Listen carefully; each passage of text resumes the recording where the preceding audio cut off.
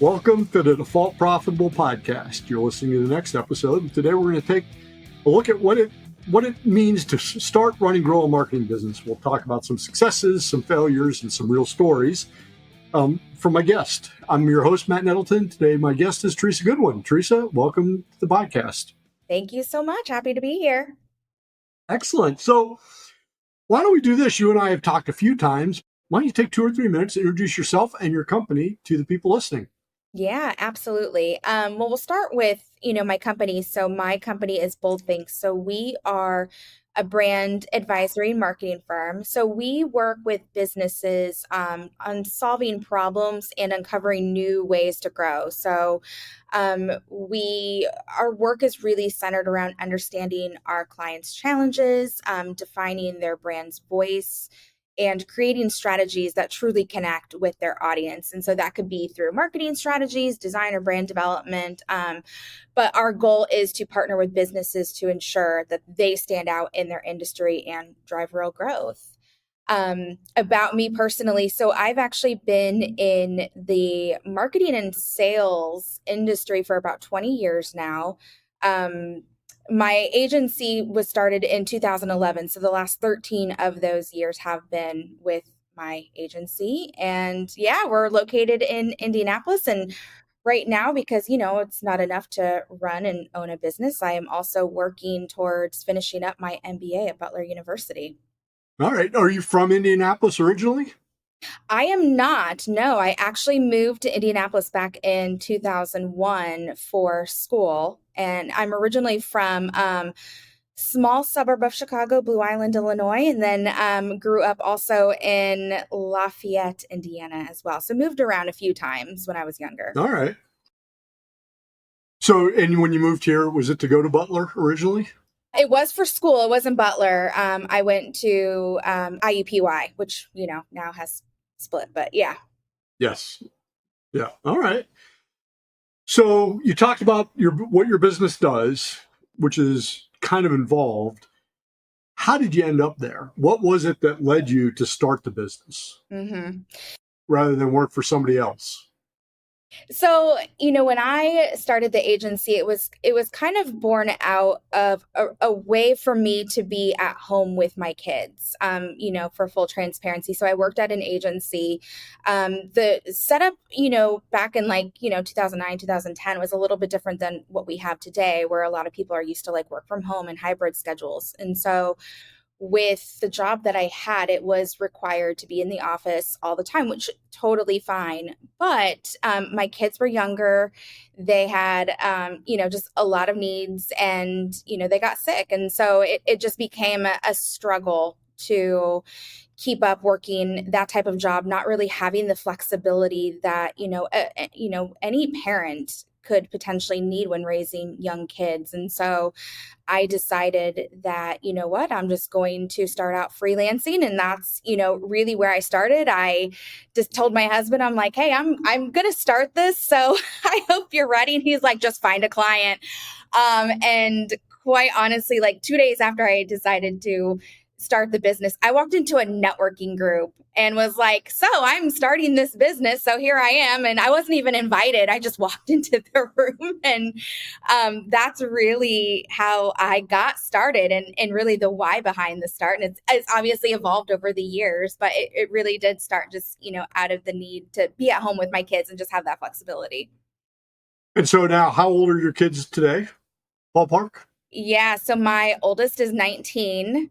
And my youngest is 14. Excellent. Okay.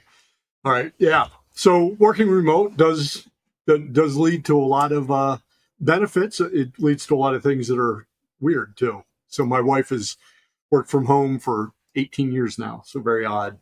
But yeah, it works. It's very convenient. So you decided to start your own gig to take care of the kids, did you have a passion for the industry or did you see an economic opportunity? So for me, it was definitely a passion for the industry. I actually knew what I wanted to do when I was like 12 years old. I was in art class and we were researching careers. And at the time, I was in Lafayette, and Lafayette was like, big farm town. And so I just had this desire to do design and be in an agency and be in the big city. So it was at that point at 12, I'm like, this is what I want to do. And I have stayed the course since then. So yeah, definitely, absolutely love what I do. All right. What do you wish you knew when you started that would have made your life easier?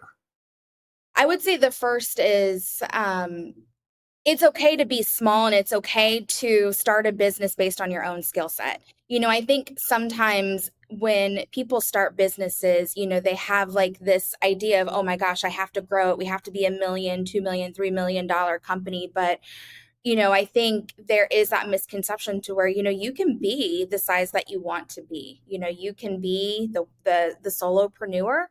You can be the 1 to 2, 3 person company if that's what you want. Like, it's really about defining, I think, the journey and the lifestyle that is really for you and what works for you.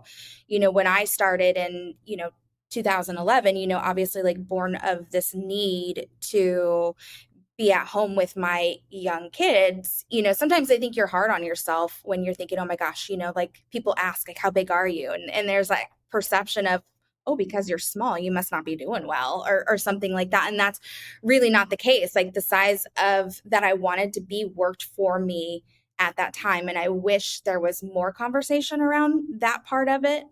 So I would say that would probably be number one. And number two, have a sales strategy and know how to do sales. That was something that came out about 6 years later, going through sales training, and it makes all of the difference, I have to say. Why did it take 6 years? I mean, it sounds like if you made it 6 years, you should be fine. You don't know what you don't know. And I think when it comes to sales, there is this mindset of, oh, I know how to sell, what I do, because we know it. We know our lingo. We know the value of it. We know how it can help a potential person or business.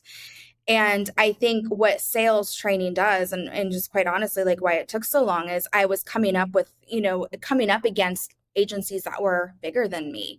I was coming up against different objections that I didn't know how to handle. I was working directly with CEO level people who were asking these business focused questions during the sales process. And I really did not have that training to know how to overcome, some of those obstacles or discussions that we were having. And I knew I wanted to grow. That was the other thing. And so I think it was time. Like, I think I experienced a lot of different scenarios that I felt like, okay, like, I have things that I can learn based on, all these different things that I came up against when talking with prospects. And so now you're, what, 13 years in? So Mhm. 2011 to now. And early on, you mentioned tough to compete against these big companies and not big enough. And tell us about the evolution of your company. Has it been you getting more comfortable about being a one person company? Has it been you growing headcount? What have you changed as you've gone through these 13 years? So much. I feel like we're a constant evolution of the way that we do business and how we do business. And I would say it really comes down to, like, every year, the team and I evaluate, like, are we in the right market position? Like, are we serving the right people? So when we first started, we were very broad. We were like, yes, we can do all these different types of marketing things. We can do all these types of branding things. And that's how, we sold ourselves. But what we had quickly learned, over the years, and as you go through this, like, there really wasn't that niche that we really felt like we were hitting. And I would say over the last few years, we've really pivoted our company to, yes, we can do the marketing, but, like, our sweet spot is in, like, the brand strategy side of things. And so really advising our clients on how to talk about themselves. And really it came from us having to learn that same process too. So when you're doing your 30-second pitch, we can advise and teach clients how to do that. So it's all about your unique selling proposition. Um, and that seems to be under refinement all the time, as it should be, right? Like with all the things that are happening, with things being online and the quick pace that things move. I mean, you constantly have to be refining yourself and looking at the competitive landscape and figuring out, am I in a too crowded market? Do I need to carve out my own space, so I can continue to stand out with prospects that, need our help? So you talked about focus, and we started off, we'll do anything for anybody. I'm going to ask an odd question, but what's the biggest opportunity that you've said no to, that you've like sat there and wondered about saying no to? Yeah. So marketing, you get a lot of different requests of, okay, so we've tried all these things. We've worked with these agencies and it didn't work out. And so now, we're coming to you. And I think sometimes you get those, I don't know, like gut feelings or red flags. It's like, well, you've gone 90% of the way. You've done the hard work. Now all you need is the execution. Like, why are you switching agencies? Why are you, now looking for someone else to take over it? And, what we have learned over the years is, in order to speed up, we have to slow down first. And so, I would say our biggest no has come from the companies that are rushing to go to market like super quickly without doing some of the legwork that needs to happen. And in the past, we wanted the sales to be like, okay, we can do it. And when we have done those types of requests and we didn't take the time to get to know, like, okay, is this really the problem that you're having, and is this really going to meet the goal that you're looking to set out, they've turned out to be a disaster. So if a client isn't willing to work with us on the very beginning, go through our process, for us to validate whether, yes, this is going to work, or no, it's really not, here's some things that can improve the outcome. Those are the types of things that we turn down. And it's hard to leave money on the table. I would say any business owner would agree with that. You don't want to leave money on the table, but at the same time, I think it could end up costing a lot more in stress and, even financially if you do it. Well, and one of the things that, um, and I guess, did you have a business plan when you started? No, I did not have a business plan. Full transparency. It was, we're Yeah. going, we're just doing it. Matt, I had 2 days. Come on. I quit my job. I'm like, I'm starting this.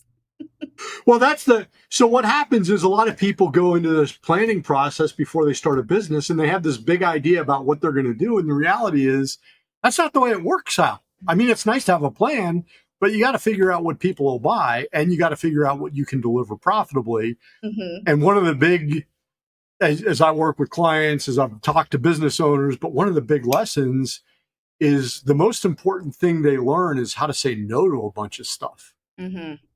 Yes. And hey, that's not what we're good at. Here's what we do. It doesn't sound like we're a fit.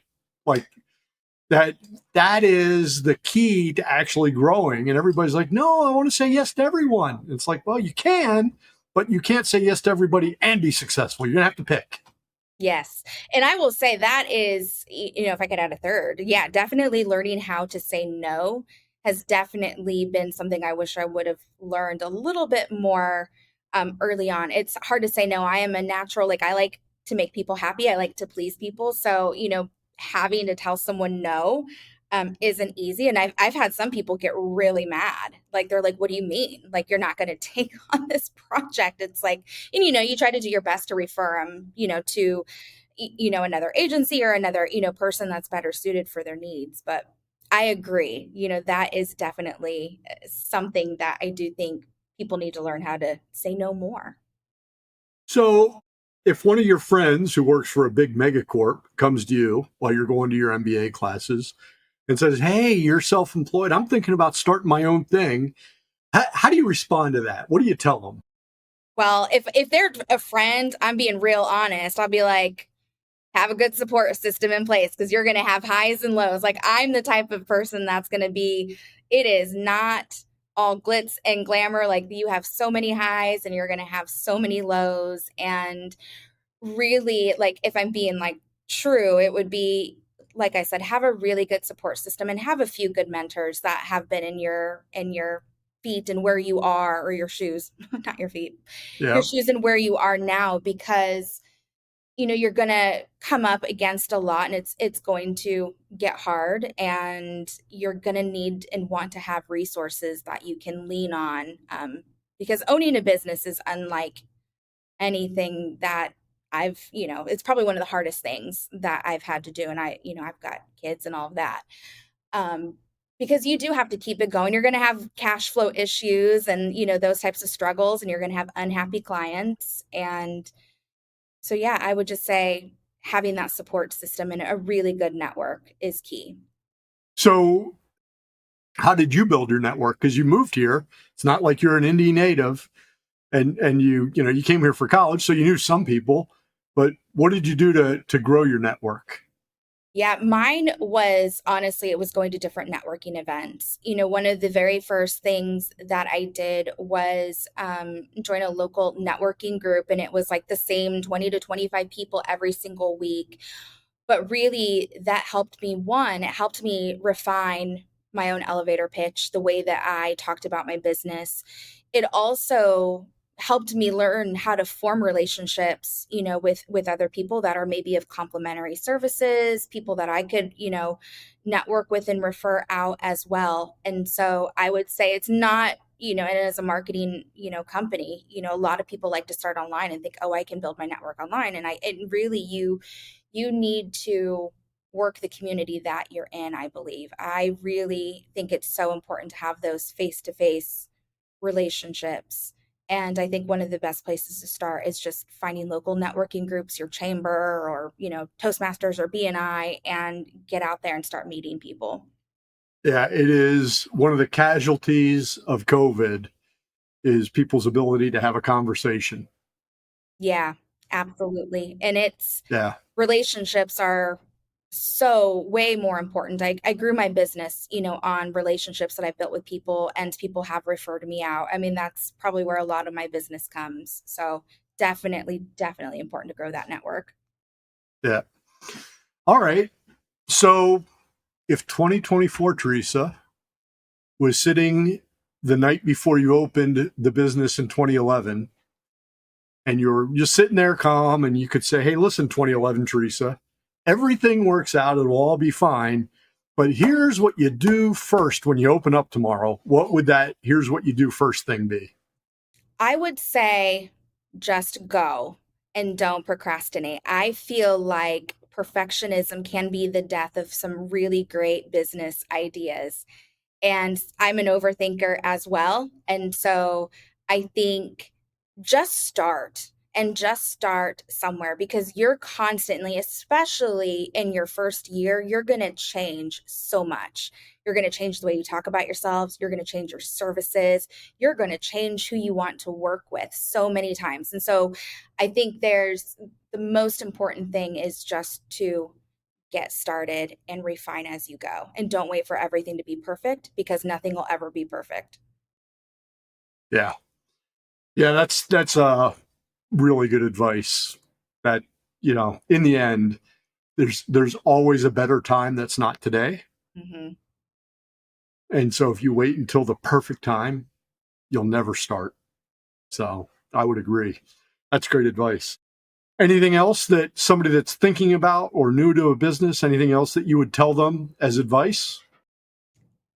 I would say one thing that I have probably learned in the last couple of years. I mean, I do think a business plan is important. And one of the reasons for that is knowing when it's time to grow and scale.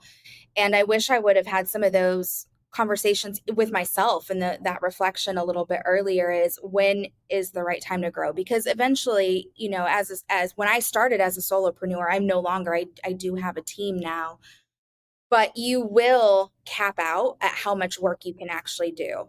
And so is that going to be enough, or do you see that you're going to have to grow and scale and hire your first or your second or your third employee?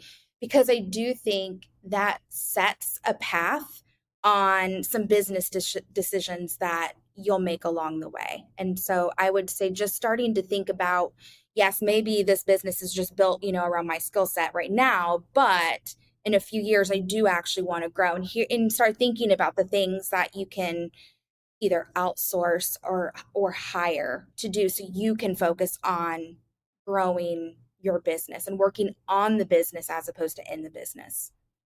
Okay. That's not bad. It's all the basics. You're doing a good job. So, all right. Hey, I'm going to wrap up there. That's a quick 20 minutes. So why don't we do this? I'm going to remind everybody, if you want to learn more about Teresa or her business, you can find it in the show notes at defaultprofitable.com. If you're interested in helping the podcast, you can subscribe. You can leave a review wherever you listen, or you can share an episode with somebody that you like and that you found interesting. Teresa, thanks for being a guest. Thank you for having me. It's been great. No problem. And for our listeners, we'll be back next week with another episode of Default Profitable. Until then, stay focused, keep working, stay profitable.